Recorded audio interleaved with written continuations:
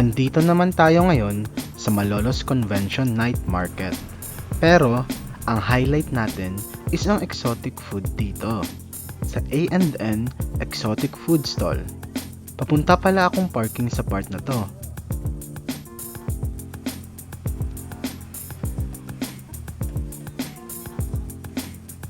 Kung nakikita nyo, medyo madami talagang tao.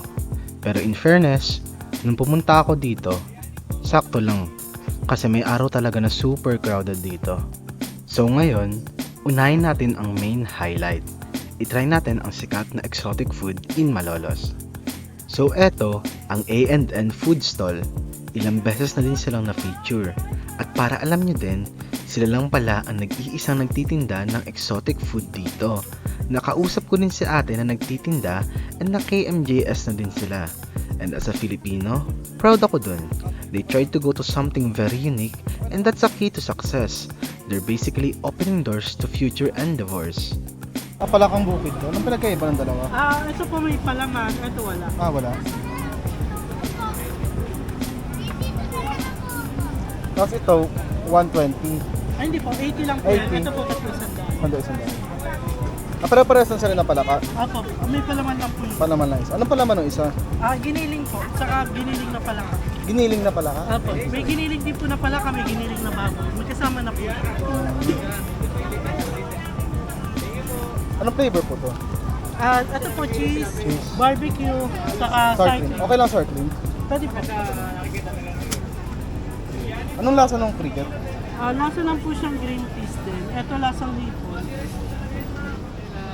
Tabito ka po, no? Apo, ito nga po ng... May palaka na po ba? Apo, ito po yung pinili niyo, di ba, sir? Hindi. Ito po. Ito po. Apo. Okay po. Wala, ito pa lang may palaman. Palaman. 80. Ayan ang presyo sa screen. Sa ngayon, taste test muna tayo bago natin balikan ang ibang sulok ng night market. So ito na pala yung binili ko. Ito yung palaka na may laman na giniling sa loob. Sabi ni ate, giniling na baboy at giniling na palaka yung laman niya. So ito yung dalagang bukid. Ito naman yung mealworm. So may powder siya, may cheese powder silang hinalo. Sabi niya lasang shrimp daw to. Tapos ito ang in-order ko na cricket. Cricket saka basta yun. First time ko makakain na to, so ayan. So ito naman yung binili ko sa ibang store. Ito yung liempo. Malaki siya. Worth 120 kasama yung kanin niya. Actually, ito yung rice niya. Wait. Marami siyang nilagay, so dalawang kanin na. So worth it talaga. Then ito yung medyo pangit na itsura kasi nag-drive ako ng motor. Ito yung ating takoyaki. Masarap siya actually. So yan, 8 pieces takoyaki, lagyan natin dito. So ang titikman natin ngayon is itong palaka, mealworm, saka cricket.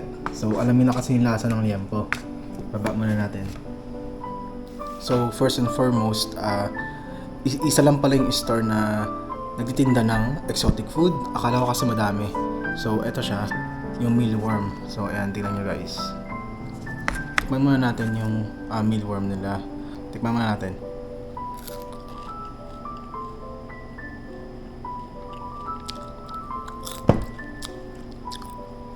Sabi natin lasa siyang shrimp pero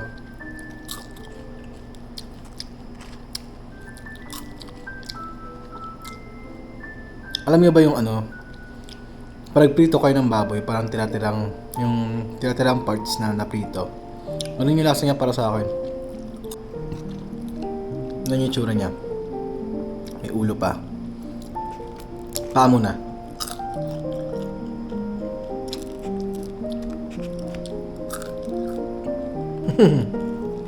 Iba lasa niya.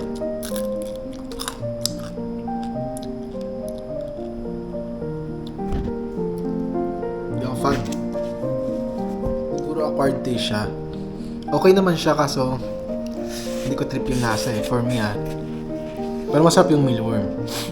Para siyang yung tinatirang chicharon ng baboy. Ito naman is yung frog. Tsura niya. Sabi nila lasang manok ang frog May amoy siya iba. Parang medyo maalat. Pero Parang lasang manok nga siya. Pero medyo iba pa rin yung lasa eh. Hindi siya manok na manok. So di ko nagustuhan yung cricket. Subukan natin kung ano. May grasshopper pa pala. Magkasama kasi sila nung cricket, na mix ko sila. So ayun, pinamix ko kay ate. Ito yung rice. Subukan natin pag magugustuhan ko siya pag may kanin. Nabirinduhan kasi ako sa lasa ng ulo ng cricket. Baka di ko talaga trip yung lasa niya. Ito yung grasshopper. Yan. Sige, try natin.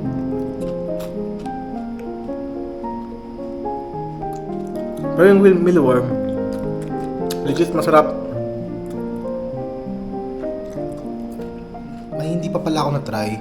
Lagyan natin ng sauce na maanghang na may kalamansi at suka. Subukan natin ang cricket dito. Talaga maano yung itsura niya. Yan. Try natin. Baka sumarap siya talaga. Ito last try.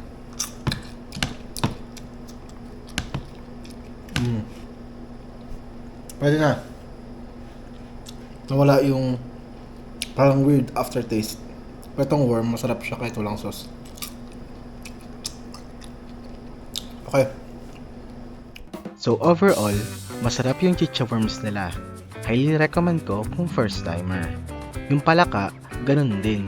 Hindi sila malayo sa nakasanayan nating panglasa. Yung cricket at grasshopper naman, parehas silang dalawa ng lasa. May aftertaste na siguro pag tumagal, masasanay ka na lang. Kaya for me, acquired taste siya. Pero hindi siya bad taste ha, maninibago pa lang. Balik naman tayo sa night market. Stroll tayo onte para if hindi ka pa nakakapunta dito, eto ang pwede mong mabili or makita.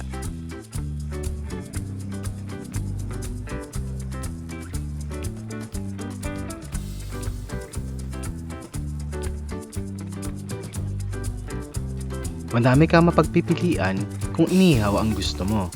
Ito ang pinakamaraming stalls dito. And iba-iba pala sila ng presyo. Depende na lang din sa store na pagkakainan mo.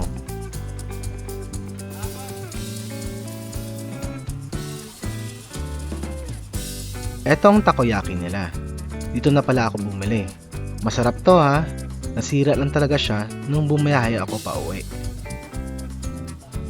Huwag kayong mag-alala, may BJ din sila, patok na patok sa panlasang Pinoy. May puto bumbong, parang simbang gabi lang. At syempre, ang Thai concept na slushy nila mula sa popular soft drinks dito sa Pilipinas. Pili ka na lang kung Coke, Sprite o Royal ang trip mo. Syempre, hindi mawawala ang paborito nating cheese corn. May shawarma din. Iba't ibang uri ng stalls selling drinks, frap, teas, and coffee. Meron ding french fries. And last but not the least, corn dogs. Overall, madami pang stalls na hindi ko pa naipakita. Unique talaga ang setup ng night market. Highly recommend ko siya kung gusto niyo mag-dinner ng kakaiba na sulit o di kaya mag-date lang dito. Sa susunod ulit ha, consider subscribing to my small channel. Ingat!